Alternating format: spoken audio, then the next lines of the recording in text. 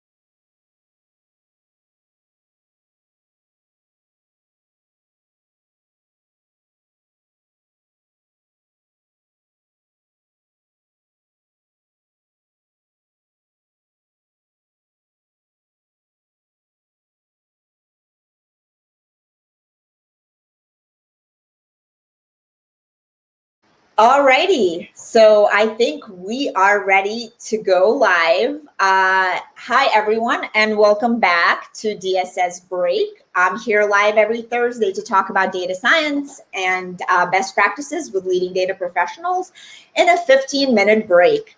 I'm Anna Anderson, CEO and founder of Formulated by, the home of the Data Science Salon, and I'm streaming from our HQ here at Formulated by, located in the heart of Miami, right next to the Design District. And today I'm really excited to welcome a very special guest, a really great friend, David Talby, who is the CTO at John Snow Labs, an AI and NLP company that helps healthcare and life science organizations put AI to work faster.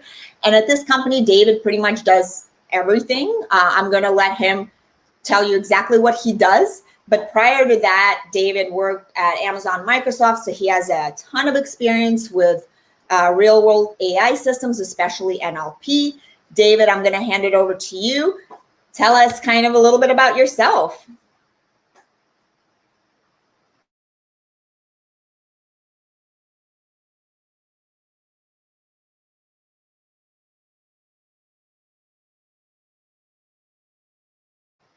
David, I think you're on mute. That will do it. Can you hear me now? Yes, I can. Okay.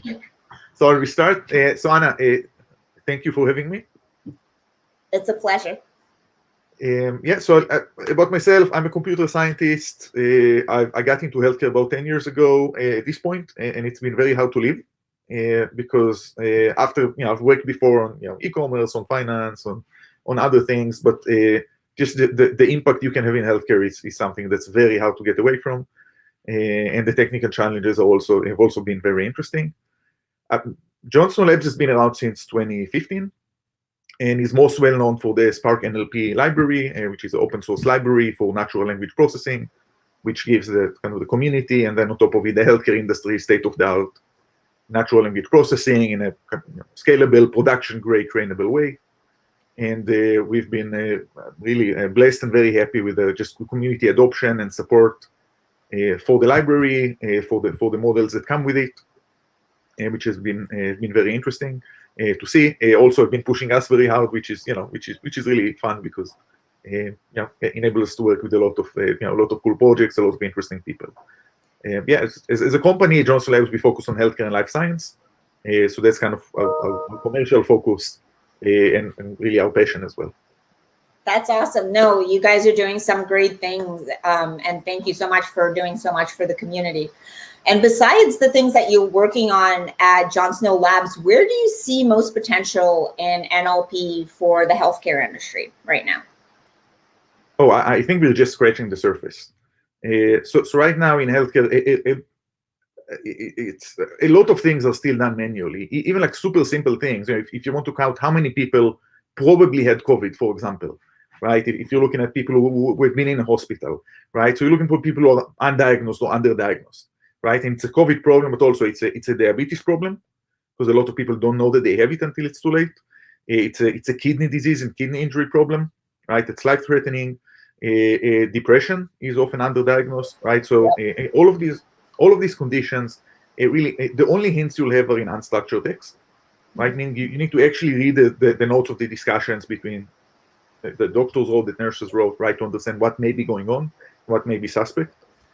So being able to really find patients at risk, being able to understand what is the right next action for a patient, being able to match patients to clinical trial is a big thing, right? So yeah, we know from COVID just how critical it is.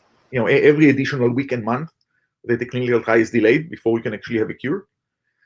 But just COVID aside, cancer is still here. Alzheimer's is here. COPD is here. Heart disease is still here. Chronic pain is still here. So there are many people who are waiting, really just waiting for a miracle, waiting for a cure, waiting for a clinical trial. So we do a lot of work to be able to accelerate clinical trials, all the way from identifying candidate patients to handling kind of the documentation, regulatory documents there, right? And just being able to file faster and get things to market faster. Right. And other than that, really, there's wherever you go, if you go to health IT, digital health, you go to providers, healthcare systems, you go to pharma companies. The cool thing that happened is that NLP made such a leap in the past 5 years. There's so many more applications that become possible now that it's like being in a candy store, right? You just need to decide what you go after first. Right. Yeah, no, and I think it's very smart that you went after healthcare, especially, not even knowing about COVID, right? That was coming. So, look, yeah, it's not about COVID. And really, when we started, the focus in a lot of the industry was around oncology and cancer. Yep. Right, because that's one of the areas where really, look, if you don't understand natural language and pathology reports, radiology reports, which are like super, it's medical jargon, it's super domain specific. There's very little you can do. But really, yeah, mental health is a big area where NLP is important. Yep. Anything related to people's, with healthcare, we have some measurements, right? So, if someone is sick, we can get the lab test, right? Or, even if you look at a cancer patient, you can see whether they lived or died. But if you want to know, for example, how well you live, right? So, like how independent are you, right? Are you, meeting with your kids, right? Are you doing things, right? You really want to know, whether we're impacting quality of life. All of that would only be in the notes. So I would say, look, of course, COVID is an immense thing and a new thing that happened. But really, healthcare is much broader than that. No, 100%. I agree with that. And speaking of other industries, you are going to be hosting the Virtual NLP Summit next month, which is going to have over 50 speakers working on different NLP applications and healthcare, finance, and other industries. And what are other things that are trending? NLP is trending in these other industries. What other applications are we seeing now other than healthcare out there? I'm sure there's so much. Oh yeah. So first of all, the NLP Summit, yes, it's not a Johnson Labs event. It's a community event, right? So we invite everyone. So the CEO of Hugging Face will speak there. The lead maintainer of Stanford NLP and Stanza will speak there. We speakers from Amazon, from Microsoft Research, from a number of leading universities. So the goal is really to be able to give practitioners an overview of the entire ecosystem and understand what's going on. Some of the really interesting things you'll be able to hear there is, there's been a lot of progress on large language models. Yep. Right. And some really cool applications there. So for me, some of the talks I'm waiting for. So we'll have two speakers that have been working on kind of open source alternatives to GPT-3 and even published bigger models than GPT-3 and making them available to the community. So we'll talk about what's available and also what's the development processes, what is the challenges. So we'll have that. We'll have one of the kind of more research speakers will talk about adaptive testing. So one of the challenges with the NLP system, as we know, is around really not just measuring them on accuracy, on the F1 score, but looking at things like bias, inclusiveness, basically black holes that the models miss. and a lot of work is going now into really better testing, better understanding on how well these models actually perform on real-world questions. But other than that, I think really that the core of the summit is really looking at real-world case studies. And the main thing, really, our goal with the NLP Summit is to say this: look, there are several really good academic NLP conferences. The goal here is to be the applied one. So if you are building this kind of system in industry and you're looking to understand, lessons learned, risks, best practices, today, what can you actually get into production? What will not work? What do you need to do to make it work? Then, that's really the core, right? Have those case studies and be able to talk to people who are implementing real world systems. Cool. No, that's really awesome. How many people are you guys expecting at this summit? We're expecting over 10,000 people to register. Wow, that's awesome. So no, I'm really excited about that. And, I look forward to seeing you guys there as well. It's a free community event too. So that's really cool. And I think, another thing I wanted to ask you, David, is you have such a big network and know so many people working in applied NLP. What's a challenge you all share when it comes to using NLP algorithms to solve real world problems? I think really the main thing is it's an emerging industry, right? So we're very early on. So we're at the point where we know from research all of these problems are now solvable, right? For the first time in history. For example, de-identification is a great example. De-identifying, for example, clinical records, medical documents has always been something that if you really wanted to do it right, and from a compliance perspective, you had to do it manually. And now for the past 2 years, actually accuracy of automated models has reached the level of human de-identification, which opens a whole set of things. But now the question is, okay, we know we can do it. How do we actually productize it? Right. So a lot of it is about, okay, how do you scale this? How do you actually get it to hundreds of hospitals and other companies, right? How do you deal with not just the kind of the accuracy of the model? How do you deal with production readiness and compliance and privacy and scalability, right? And operations and ML ops and all of those aspects.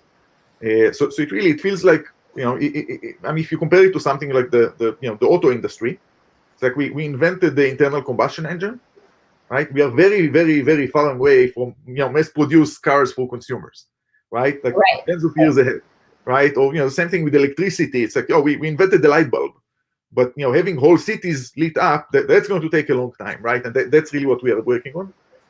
So I'd say it's an amazing time if you like this kind of Wild West, everything is beginning, build it all yourself environment.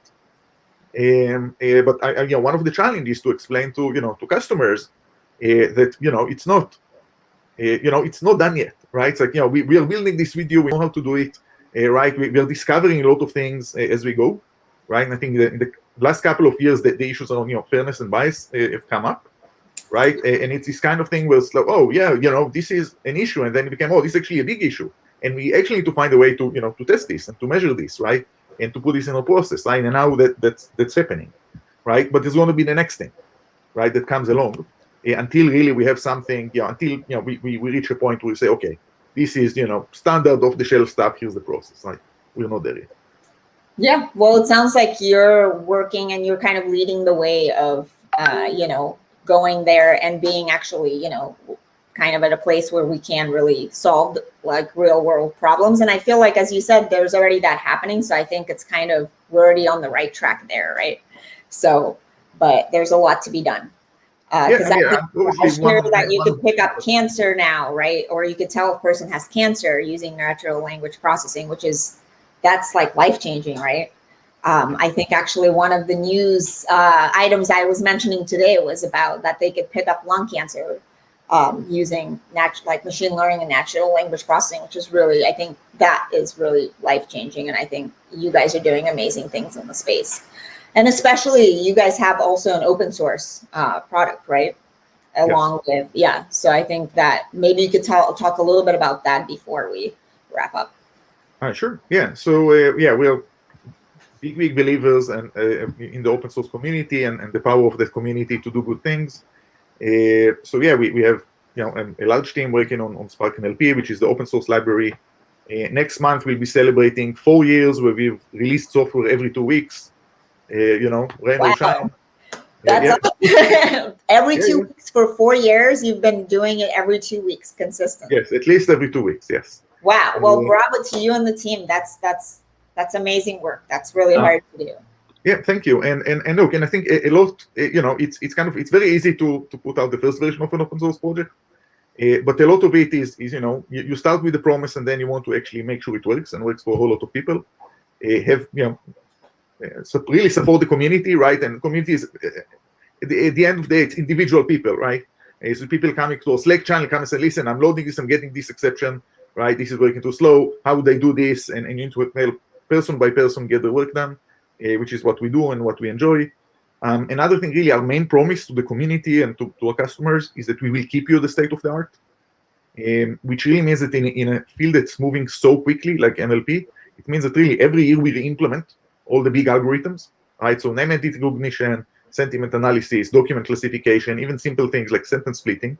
We find ourselves rebuilding every year because new research papers, new approaches come out that provide better accuracy, right? And then our job is to give you the scalable production-grade version of that. And so far, community seems to be happy. We've just crossed 1 million downloads per month. Wow! Congratulations! That's awesome too. Yeah, thank you. And really internally, I mean, I still remember the day, and I told the team where we had like 100 downloads per month, and I was so happy with it, right? Because you had to start somewhere. But say really in the past couple of years, I mean, it's really exploded in terms of uptake. And really, we've been, for the past 3 years, been the most widely used NLP library kind of in the enterprise, like in real world projects, and that seems to be growing and continuing in general in healthcare, in finance, and really, first of all, it's the feedback, of course, gives us the inspiration power to continue, and I'm happy to make this continued promise to the community. We will keep building, we'll keep improving the library, we'll keep supporting you, and we're looking to see what you will build. Cool. Well, thank you so much for joining us today, David. And I think it's all about community. We are better together, and we could solve more problems and larger problems together. And it was great to have you here today. And we're really excited about your talk and many more presentations at the NLP Summit coming up on October 5th and 7th. And I think we shared a link in the comment section, so make sure to register. It's a free event. Thank you so much for supporting the community, David and John Snow Labs. And everybody have a wonderful rest of the weekend. Bye. Thank you very much. Bye-bye.